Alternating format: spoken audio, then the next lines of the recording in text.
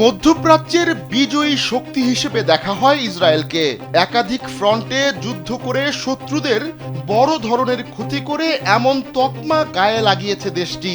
আবার ক্ষুদ্র এই দখলদার দেশটির উপর রয়েছে পশ্চিমা বিগ ব্রাদারদের হাত। তারপরও ভেতরে ভেতরে খুব টালমাটাল ইসরায়েল। অবস্থা খুবই বেগতিক দেশটির, তাই যে কোনো সময় ভেঙে পড়তে পারে ইসরায়েল।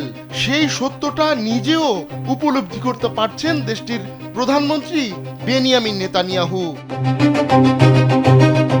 প্রকাশ্য দৃশ্যের আড়ালে রয়েছে আরেকটি ভিন্ন বাস্তবতা। বাইরে থেকে দেখতে যতই শক্তিশালী হোক না কেন ইসরায়েল, দেশটির ভেতরে ভেতরে ক্রমেই বাড়ছে চাপ। সেনসেশন ক্লাসিক স্ট্রবেরি ও কফি ভ্যারিয়েন্টে। রাজনৈতিক অস্থিরতা, সামাজিক বিভাজন আর যুদ্ধের দীর্ঘ চাপ সব মিলিয়ে এক গভীর সংকটের মধ্য দিয়ে যাচ্ছে দেশটি। আর বাইরের শক্তির চাপ তো রয়েছেই।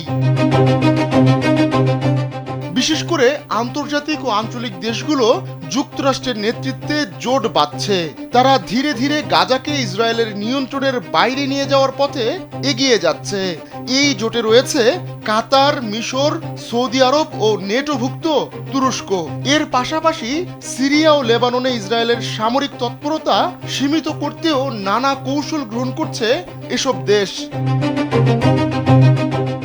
এমন প্রেক্ষাপটে বিশ্লেষকরা বলছেন, ইসরায়েল সরকার প্রকাশ্যে এর বিরোধিতা করলেও নেতানিয়াহু নীরবে এই প্রক্রিয়া মেনে নিচ্ছেন। তিনি বুঝতে পেরেছেন যুদ্ধ চালানোর চেয়ে যুদ্ধের হুমকি বজায় রাখাই এখন তার জন্য বেশি লাভজনক। কারণ যুদ্ধের ঘোষিত লক্ষ্য পূরণে ব্যর্থ হয়েছে ইসরায়েল। আবার ফিলিস্তিনের স্বাধীনতাকামীদেরও পুরোপুরি নির্মূল করা যায়নি। জিম্মিদেরও জীবিত অবস্থায় ফিরিয়ে আনা সম্ভব হয়নি।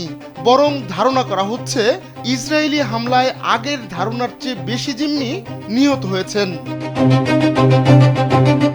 দীর্ঘদিন ধরে পশ্চিমা বিশ্ব ফিলিস্তিনি গোষ্ঠীগুলোকে বড় হুমকি হিসেবে দেখলেও এখন তাদের ধ্যান ধারণায় পরিবর্তন এসেছে। ইসরায়েলকে সরাসরি দোষারোপ না করে ধীরে ধীরে তার ক্ষমতার হাতলগুলো সরিয়ে নিচ্ছে পশ্চিমা দেশগুলো। সাম্প্রতিক এক ঘটনায় ইসরায়েলি বিমান বাহিনীর নৈতিক সংকটও প্রকাশ্যে এসেছে। কঠোর প্রশিক্ষণের পরও ক্যাডেটদের আচরণ নিয়ে তৈরি হয়েছে বিতর্ক। প্রকৃতপক্ষে শক্তিশালী সামরিক উপস্থিতির আড়ালে ইসরায়েল আজ এক নতুন বাস্তবতার মুখোমুখি, যে বাস্তবতা তারা নিজেরা গড়ে তুলতে পারেনি।